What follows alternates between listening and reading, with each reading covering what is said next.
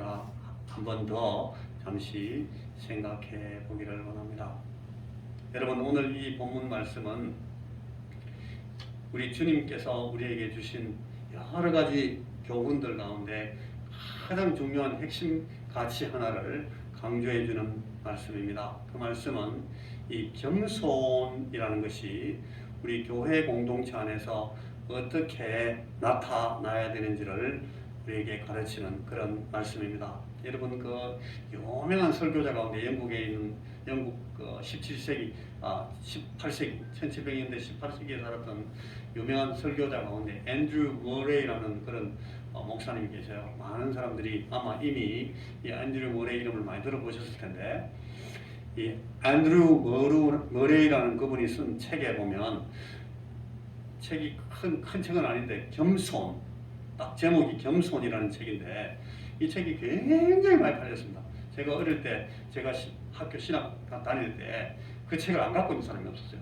이게 마치 이렇게 아침 묵상할 때 우리에게 굉장히 중요한 교과서처럼 이렇게 쓰이는 책이었는데, 그 책에 보면 이런 말씀이 나와요. 우리가 배우는 복음의 사랑, 그리스도의 사랑, 이 사랑이라는 것도 겸손의 뿌리에서 피어나는 꽃과 같은 것이다. 그런 말이 나와요. 우리가 늘 사랑하자 그렇게 하는 것, 이것이 우리 그리스도인들의 공동체 안에서 서로를 겸손히 대하는 그 겸손 안에서 이 사랑이 꼽힌다, 그런 뜻이에요.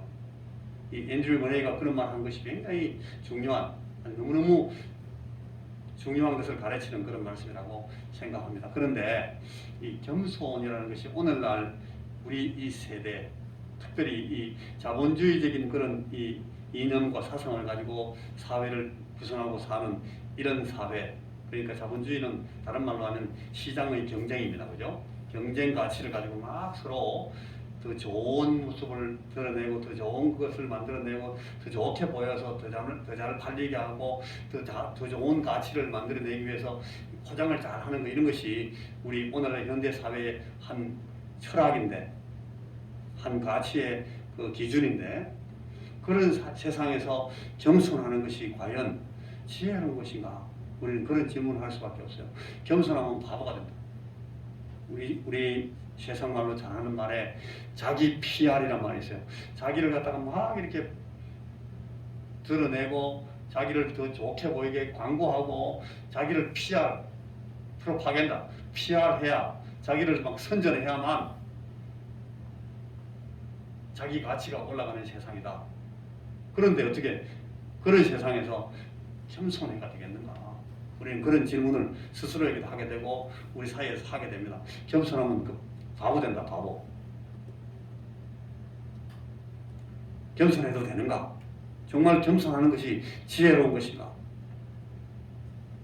그런데 그것이 오늘 우리 읽은 이 빌립보서 말씀에 그 답이 나와요. 그런 질문에 대해서. 겸손하면 어떻게 되냐? 그리스도인들이 어떻게 하면 겸손할 수 있느냐?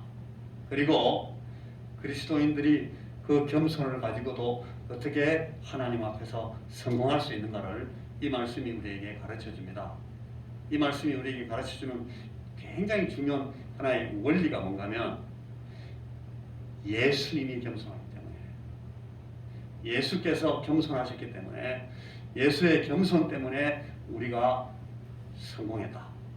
그런 말씀을 가지고 오늘 우리가 읽은 이 본문이 설명을 합니다. 여러분, 오늘도 이 대통령 선거가 이제 한 열흘 앞으로 다가와가지고 대통령이 출마한 사람들이 저 마을에 나가보니까 14명이 지금 출마를 했는데, 그 중에 어떤 사람들은 이제 막 중간에 그만둡니다. 그렇지만 몇몇 사람들은 끝까지 이제 완전히 완주를 할 텐데, 그 오늘 대통령이 되겠다고 나선 그 사람들의 은행을 한번 보십시오. 무슨 당 누구 할 거 없어요. 누가 거짓말을 잘하는가 대회하는 것 같아요. 자기의 잘못은 전부 다 덮어놓고 다 거짓말하면서 아니다 그러고, 자기가 하지도 않은 걸, 자기가 되지도 않은 걸 막 자기가 했다 그러고, 막 그렇게 막 거짓말하고, 누가 더 거짓말하고 누가 덜 거짓말하는 건 있는데 뭐 비슷비슷한 것 같습니다. 제일 많이 거짓말하는 사람도 있는 것 같고 조금 그보다는 비교적 약간 나은 사람도 있는 것 같고 그렇긴 한데 보니까 전부 다 하여튼 막 이 겸손하고는 정반대. 그런데 이런 세상에서 우리가 겸손히 살아도 되겠는가? 그런 질문을 가질 때 여러분 오늘 우리 본문 우리가 읽게 된 이 본문은 우리에게 이 겸손이 제대로 된 그리스도인에게 있어서 참 그리스도의 제자인 우리들에게 있어서는 너무나 기본적이고 필수적인 그리고 오로지 해서 정말 오늘 말씀에서 오직 겸손으로 하는 것처럼 오직 따라가야 되는 그런 마음과 삶의 태도임을 강조하고 있습니다. 그래서 이 내 성품 안에서 그리고 내 삶에서 이 겸손이 어떻게 나타날 수 있을까? 이 시간 이 말씀을 생각하면서 한번 자기 스스로에게 물어보십시오. 나는 진짜 겸손한 사람 맞는가? 나는 겸손한가? 내가 진짜 겸손한 사람일까? 내 성품은 예수 믿는 사람처럼 내가 겸손할까? 다른 사람도 내 생각처럼 나를 겸손하게 볼까? 한번 물어보십시오. 멀리 생각하지 말고 여기 지금 내가 나하고 같이 예배드리고 있는 우리 형제들, 우리 원성교회 우리 동료들은 나를 겸손한 사람으로 믿어줄까? 한번 물어보십시오. 나는 겸손한 삶을 사는 사람으로 내 형제들에게 드러나 있을까? 만약 아니면 왜 그럴까? 내가 나를 막 지금 대통령 선거에 나온 그 사람들처럼 나를 더 좋은 사람으로 보이기 위해서 막 내가 나 자신을 막 가장하고 그럴까? 내가 말로 내 자신을 막 나는 아니야. 나는 그런 사람 아니고 나는 이런 사람이야. 내가 그렇게 만들고 있는 건 아닐까? 한번 생각해 보십시오.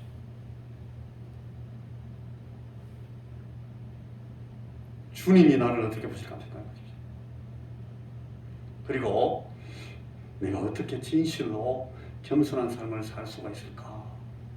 우리 마음 가운데 이런 질문을 가져볼 필요가 있습니다. 여러분 우리가 방금 읽었던 그 빌립보서 2장 5절부터 11절에는 우리가 너무나 잘 아는 그 말씀이 있어요. 너희 안에 이 마음을 품으라.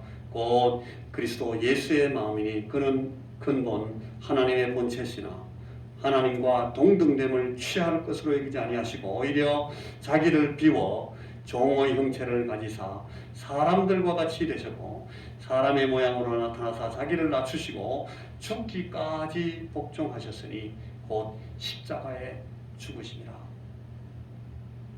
이러므로 하나님이 그를 지극히 높여 모든 이름 위에 뛰어난 이름을 주사 하늘에 있는 자들과 땅에 있는 자들과 땅 아래에 있는 자들로 모든 무릎을 예수의 이름에 꿇게 하시고 모든 이름으로 예수 그리스도를 주라 시인하여 하나님 아버지께 영광을 돌리게 하셨느니라. 이 빌립보서 2장 5절에서 11절 이 말씀을 가지고 이 겸손이라는 것이 우리 주님 예수님의 구속 사역과 직결되어 있다. 직접 결부되어 있다는 말씀으로 우리에게 설명합니다. 이 겸손이라는 것이 예수님의 구속 사역에 직접 결부되어 있는 걸로 바울이 지금 설명하고 있는 겁니다. 겸손이 미덕 정도가 아니래요. 여러분, 그러니까 이렇게 우리가 질문할 수 있어요. 만약 예수님이 겸손하지 않으셨다면, 우리 예수님께서 겸손하시기를 원치 않으셨다면 우리에게 어떤 일이 일어났을까? 예수님이 만약 겸손하지 않았다면 우리는 어떻게 됐을까? 이런 질문을 해볼 수가 있어요. 이 본문 앞에서.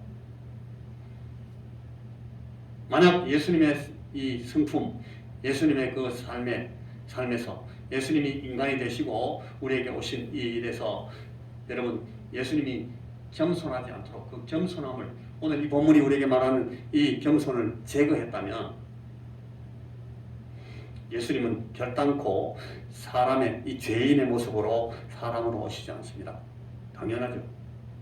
예수님이 겸손하지 않았다면 오셔서 십자가를 질 일이 없죠. 절대로. 그렇게 됐으면 예수님의 구속, 그 구속으로 말미암은 우리들의 구원, 아무것도 일어날 수가 없습니다. 예수님이 자기를 낮추시고 종의 형체를 가지신 그 겸손함 때문에 이 모든 일들이 시작됐기 때문이에요.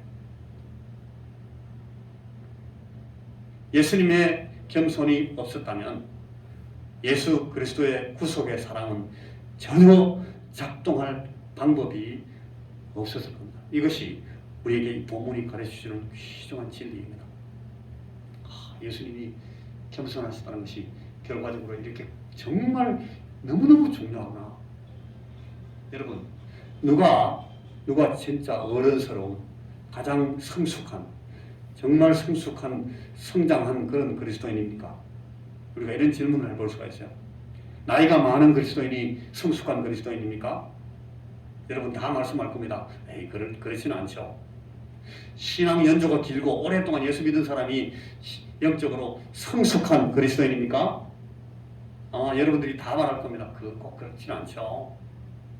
직분이 높고 직분이 크고 뭐 장로다, 목사다, 장로다, 권사다, 오래 했다. 그게 그 책임의 크기가 성숙한 그리스도인을 결정하는 요인이겠습니까? 우리가 정신 바짝 살고 있으면 그건 아니라고 생각할 거예요. 영적인 경험이 많고 은사가 많고 또 능력을 행하고 그런 일들을 많이 했기 때문에 그런 분들이 성숙한 그리스도인이라고 생각할까요? 많은 사람들은 어떻보기는 그럴지도 몰라요. 그러나 주의 말씀이 우리에게 말하는 것은 그렇지 않아요. 그런 것으로 그 사람의 성숙함을 결정할 수가 없어요. 오늘 이 본문 같은 말씀을 보면 대답은 간단합니다. 주님의 겸손을 제대로, 주님의 겸손을 더 많이, 더 온전히 배워서 따라가는 그 사람이 정말 성숙한 그리스도인입니다. 이게 오늘 말씀의 뜻입니다. 진짜 겸손한 사람. 저분은 정말 겸손하구나. 그것 때문에 설명하지 않아도 마음에 충격을 받게 하는 사람. 그냥 그 앞에서는 고개를 들지 못하게 만드는 그런 겸손함이 있는 사람.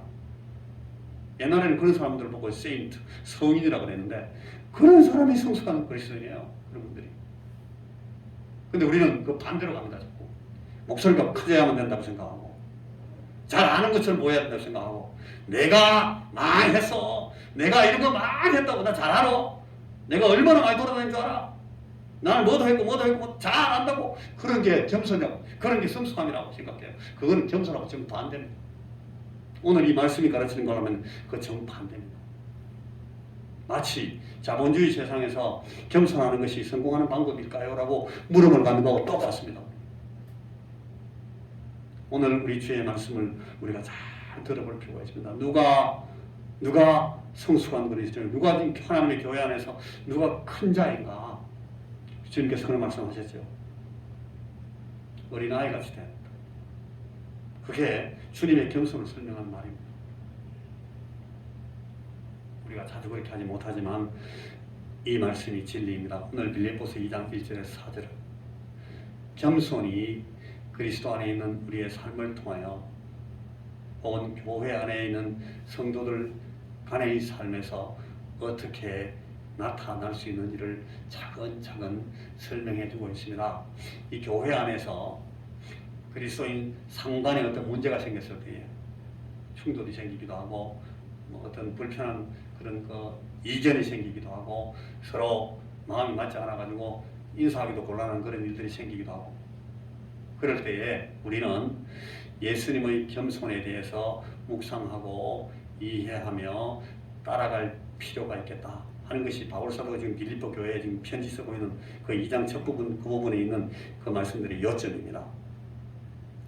우리가 그리스도의 겸손을 배우기로 할 때에 그리고 그 겸손의 교훈을 따라가기로 할 때에 그 교회 공동체에는 두 가지의 결과가 두드러진다고 본문은 가르쳐주고 있습니다. 여러분 우리가 읽었던 그 말씀이 그렇게 말합니다. 무슨 두 가지 결과가 나온가 하면 첫째는 우리가 겸손할 때에 우리는 다른 성도들과 참다운 연합, 깊은 교제를 체험할 수가 있게 됩니다. 겸손해야면 정말 이 깊은 성도들 간의 교제, 연합을 체험할 수가 있습니다. 우리가 신앙 고백할 때에 성령을 믿사오며 거룩한 공회와 성도가 서로 교통하는 것과 죄를 사해 주는 것. 거기 나오는 전 우주적 교회 안에서 우리가 하는 지체다 하는 것을 설명하는 말씀이 바로 이것과 관련되어 있어요. 거룩한 공회에 소속하기 위해서, 그리고 성도가 서로 교통하는 것에 우리가 들어가기 위해서. 그거 사실을 우리가 신앙 고백할 때에 우리가 하는 그 고백이 연관되는 말씀이 이 말씀이에요. 우리는 다른 성도들과 깊은 교제를 체험하기 위해서는 겸손해야 되는 거예요. 겸손해야만 이 일이 일어난다는 거예요. 그리고 두 번째 겸손하면 우리는 예수님의 마음을 품고 다른 사람을 대할 수가 있게 된다 하는 것이 오늘 우리 방금 읽었던 그 본문에 나오는 내용입니다.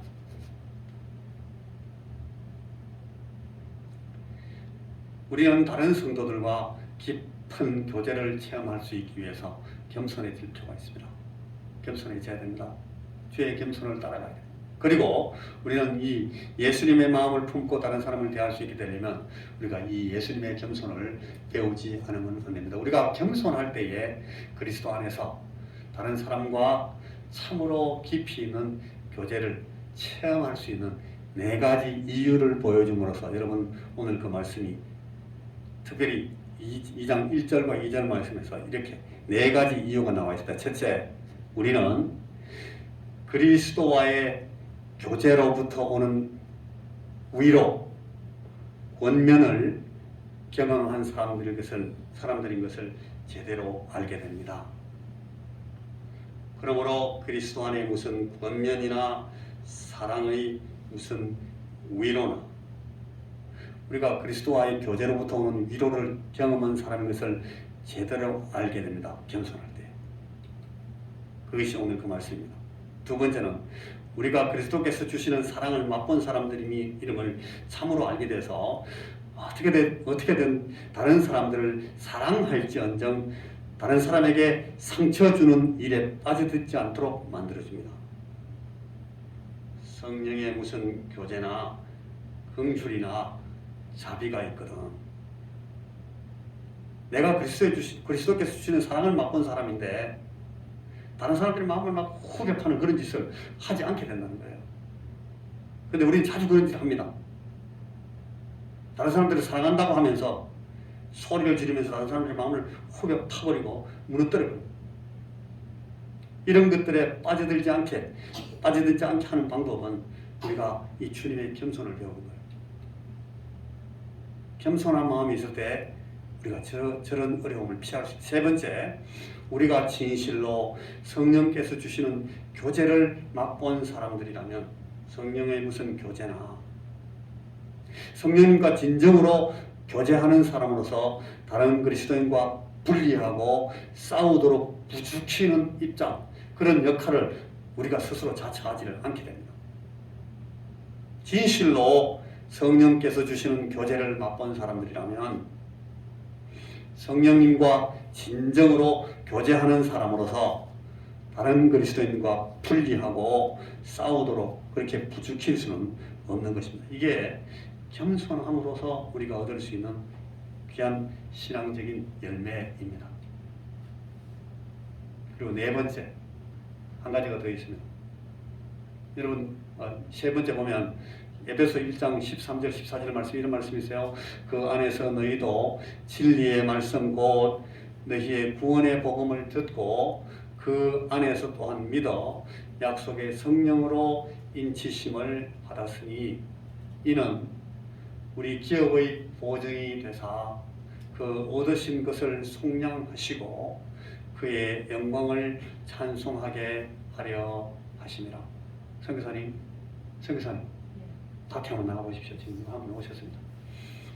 그 안에서 너희도 진리의 말씀 곧 너희의 구원의 복음을 듣고 그 안에서 또한 믿어 약속의 성령으로 인치심을 받았으니 이는 우리 기업의 보증이 되사 그 그 얻으신 것을 속량하시고 그의 영광을 찬송하게 하려 하십니다. 이 말씀이 방금 우리에게 주신 그 말씀의 설명입니다. 자, 네 번째 한 가지 더 있는데, 우리는 그리스도께서 베푸시는 자비와 긍휼을 맛본 사람들이기 때문에 서로 불쌍히 여기고 서로 알아주며 서로 용서하게 된다, 그렇게 말씀합니다. 여러분,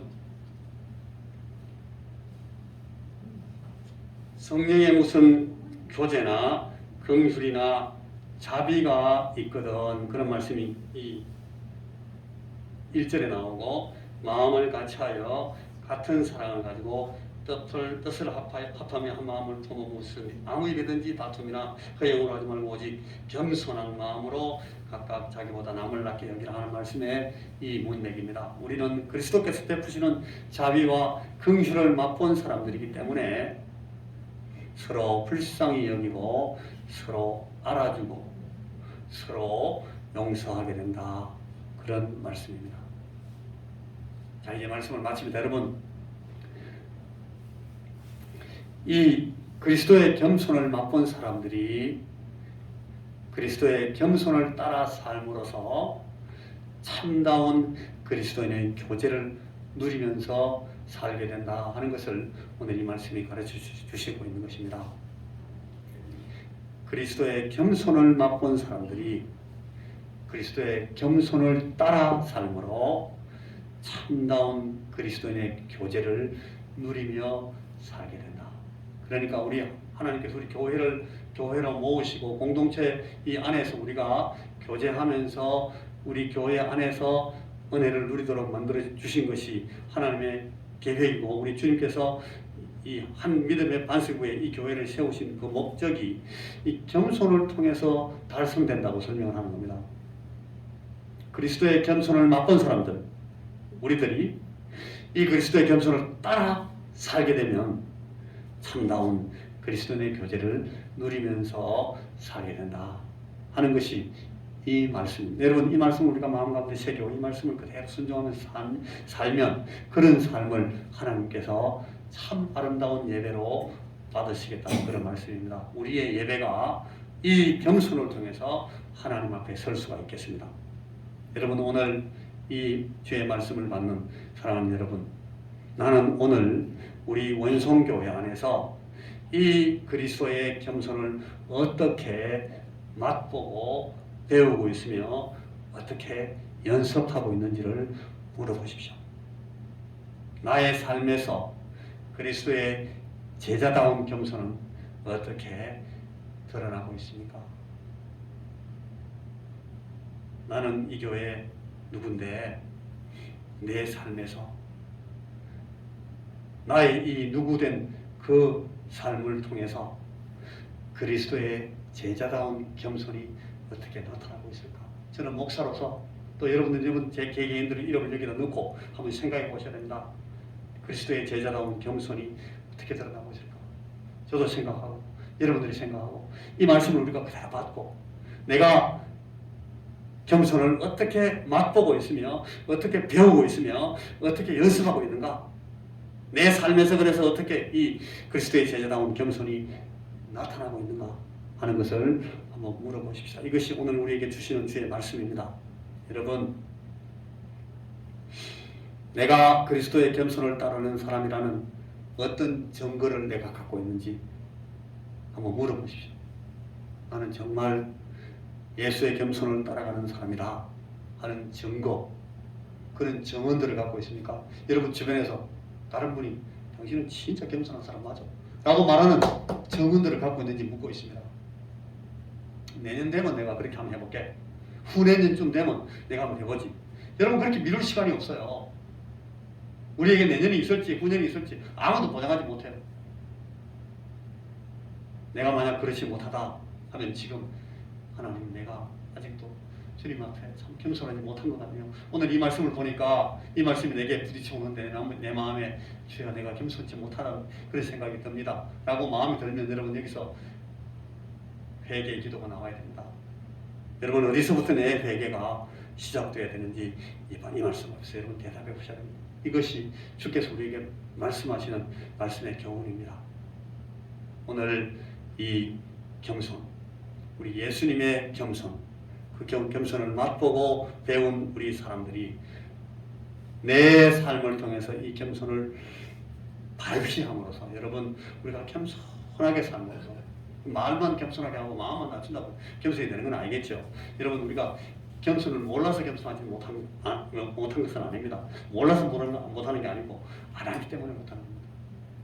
나를 겸손케 만들어주시고 내가 정말 이 주님의 그 겸손한 사역으로 말미암아 구원받은 사람으로서 내가 이 주의 겸손을 따라 살고 그 겸손함을 가지고 이 오늘 이 원성교회라는 이 공동체 내가 소속하게 만드신 이 교회 안에서 참으로 겸손의 열매를 맺을 수 있도록 주여 나와 함께 하시고 내게 은혜를 베풀어 주옵소서.